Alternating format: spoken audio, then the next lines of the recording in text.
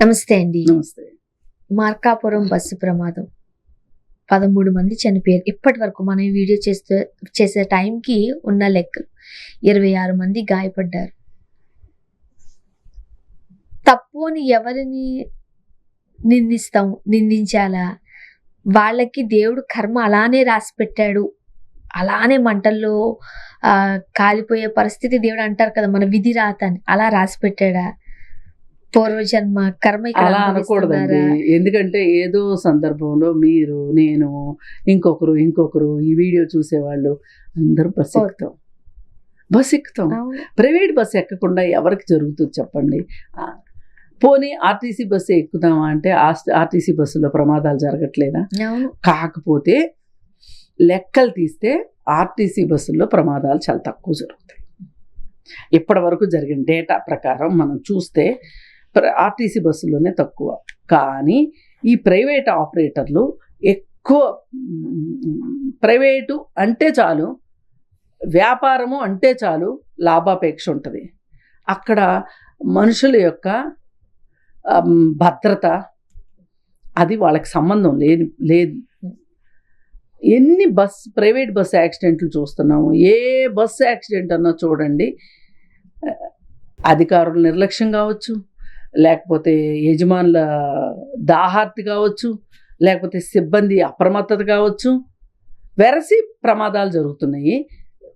జనాలు చనిపోతున్నారు. ఈ మధ్యకాలంలో బస్సులు కాలిపోవటం ఎక్కువైంది. ఒకప్పుడు బస్సులు బోల్తా పడేవి అంతే, కానీ ఇప్పుడు బస్సులు కాలిపోతున్నాయి.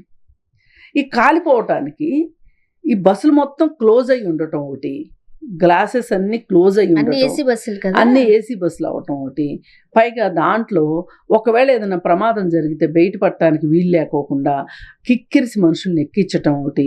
ఇప్పుడు బస్సు సైజ్ తగ్గిస్తారు. ఈ సైజ్ తగ్గించినప్పుడు ఏమవుతుంది, సీట్లకి మధ్యలో కారిడార్ ఉంటుంది కదా, ఈ రైట్ సైడ్ సీట్లకి లెఫ్ట్ సైడ్ సీట్లకి మధ్యలో అది కొంచెం స్పేస్ ఎక్కువ ఉందనుకోండి, ఒకవేళ మనుషులు ఈజీగా పాస్ ఆన్ అవ్వటానికి ఈజీగా ఉంటుంది. ఇప్పుడు ఆ ప్లేస్ చాలా తక్కువ ఉండటము, మళ్ళీ పైగా పైన బెర్తులు పెట్టడము, ఇలా అంటే 2-3 రకాల సీట్లు అరేంజ్ చేస్తున్నారు. ఈ చేయడం వెనకమాల వీళ్ళకి ఏసీ కావాలి కాబట్టి ఏసీ స్విచ్లు అవన్నీ, మళ్ళీ పైగా బస్సులో టీవీ ఉండాలి, బస్సులో ఫోను ఛార్జింగ్ పెట్టుకునేది ఉండాలి, అన్నీ ఇవ్వాలి అని అనుకుంటున్నాం. ఈ అన్నీ ఇచ్చేటప్పుడు మళ్ళీ పైగా బస్సు యొక్క గేజ్ ఉంటుంది చూసారా, ఆ గేజ్ తక్కువ ఉండటం. పోయినసారి ఒకసారి పైగా మనుషుల్ని ఎక్కించుకునే బస్సుల్లో గూడ్స్ వేయకూడదు. ఆ మధ్య ఒక బస్సులో కింద గూడ్స్ వేశారు. అవి సెల్ ఫోన్లు, ఏదో షార్ట్ సర్క్యూట్ వచ్చింది. దెబ్బకి ఆ కింద కాలిన ఫోన్లు దీనికి ఆ బస్సు అడుగు భాగం కాలిపోయి లోపలికి మంటలు వచ్చేసేసి మనుషులు దూకటానికి లేదు. ఎవరో కొంతమంది తప్పించుకున్నారు, అది వేరే విషయం. ఇప్పుడు ఈ బస్సులో కూడా కొంతమంది తప్పించుకున్నారు. ఎవరో ఒక అతను అక్కడ ఏదో ఒక మొండి కత్తి లాంటిది ఏదో దొరికితే, మరి అది ఎలా దొరికిందో అబ్బాయికి, అది దాన్ని పెట్టి గ్లాసులు పగలు కొట్టాడంట. అలా కొంతమందిని కాపాడాడు అతను.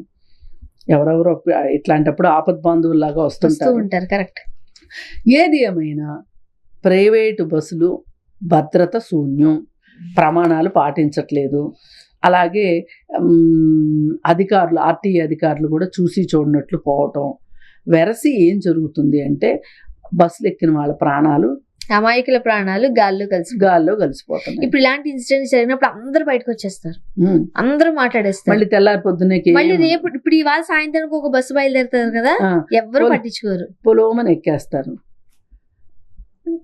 ఏమన్నా టికెట్లు ఏమైనా రేట్లు తక్కువ ఉంటున్నాయా? తక్కువ ఏంటంటే, ఒకటి 1500, 1800, స్లీపర్ అయితే 2000, 2500 కూడా ఉంది. ఇప్పుడు అదే పండగలప్పుడు అనుకోండి విపరీతంగా దండుకోవటం. ఏది ఏమైనా ప్రభుత్వాలు రవాణా అనేది మటుకు ప్రభుత్వం కింద ఉంచుకోవాలి. ఇప్పుడు మనం విద్య, వైద్యము, రవాణా ఇలా కొన్ని ఉన్నాయి కదా, ఇవన్నీ కూడా ప్రభుత్వమే చేయాలి. ప్రభుత్వానికి ఎంత అవునన్నా కాదన్నా ప్రైవేట్ వ్యక్తులకు ఉన్నంత లాభాపేక్ష ఉండదు. అప్పుడు ఆర్టీఏ అధికారులు కూడా అది గవర్నమెంట్దే ఇది గవర్నమెంట్దే కాబట్టి ఇచ్చిపుచ్చుకోవటాలు తక్కువ ఉంటాయి.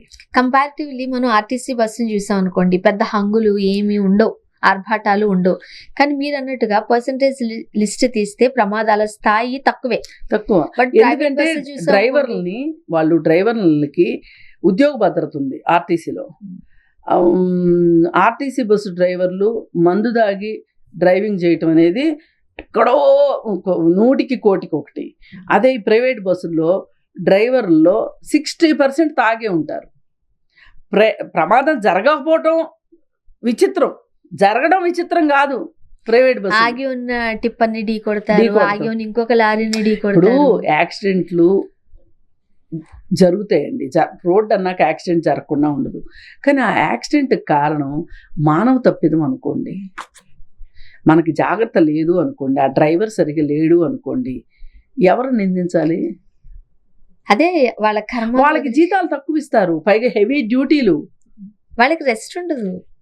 అది అందుకని ఏ రకంగా చూసినా సరే ఈ ప్రైవేట్ బస్సుల్లో యాజమాన్యం దోపిడీకి, అందులో పనిచేసే వాళ్ళు ఎంత దోపిడీకి గురవుతున్నారో అందులో ప్రయాణికులు కూడా అంతే దోపిడీకి గురవుతున్నారు. కాబట్టి ఈ ప్రమాణాల విషయంలో లేకపోతే నియమ నిబంధనల విషయంలో ప్రభుత్వం గనక జోక్యం చేసుకుని సరిగా వ్యవహరిస్తే సరి, లేదు అంటే గనక అసలు ప్రైవేట్ వాటికి లైసెన్స్లు ఇవ్వకండి, ఆర్టీసీ ద్వారా నడపండి. అంటే డబ్బులు ఇచ్చి మన చావు మనమే కొని తెచ్చుకుంటున్నామేమో. ఎందుకంటే అందులో మీరు అన్నట్టుగా ఆర్టీసీ బస్సులో ఉండవు హంగుల ఆర్భాటాలు. మనం ప్రైవేట్ బస్సులో ఏసీ ఉండాలి, టీవీ ఉండాలి, పడుకోవడానికి కన్వీనియంట్ గా ఉండాలి. ఇప్పుడు ఆర్టీసీ బస్సుల్లో కూడా ఉన్నాయి, టీవీలు ఉంటాయి, ఛార్జర్లు ఉంటాయి, ప్లగ్లు అన్నీ ఉంటాయి. కానీ ఆ తయారీకి వాడే ఎక్విప్మెంట్ చూసారా, ఐరన్, అవన్నీ అల్యూమినియం కావచ్చు, మంచి అల్యూమినియం, ఒక ప్రమాణాలు పాటిస్తారు వాళ్ళు. అందువల్ల ప్రమాదాలు తక్కువ జరుగుతాయి. డ్రైవర్లకు ఉద్యోగ భద్రత ఉంటుంది కాబట్టి డ్రైవర్లు చాలా బాగా డ్రైవింగ్ చేస్తారు, పైగా అనుభవం ఉన్న వాళ్ళని తీసుకుంటారు.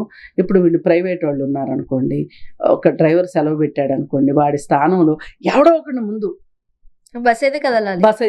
వాడికి నిద్ర వస్తుందా లేదా కూడా సంబంధం. యాక్చువల్గా 2 డ్రైవర్లు ఉంటూ ఉంటారు, క్లీనర్ ఉంటూ ఉంటారు. సగం అంటే హాఫ్ ఆఫ్ ది వే వరకు ఒకరు డ్రైవ్ చేస్తే ఇంకొక హాఫ్ ఆఫ్ ది వే వేరొకరు డ్రైవ్ చేస్తూ ఉంటారు, రెస్ట్ లో ఉంటారు. బట్ కొన్ని సందర్భాల్లో చూడండి అవి ఏమీ ఉండవు, ఒకరే నైట్ అంతా ఓవర్ నైట్. అదే ఏదైనా కక్కుర్తి. ఈ కక్కుర్తిని మీరు ప్రభుత్వాలు అరికట్టగలిగితే ప్రైవేట్ బస్సులకు పర్మిషన్లు ఇవ్వండి. మళ్ళీ చెప్తున్నా, లేదు అనుకుంటే మొత్తం జాతీయం చేసేసేయండి.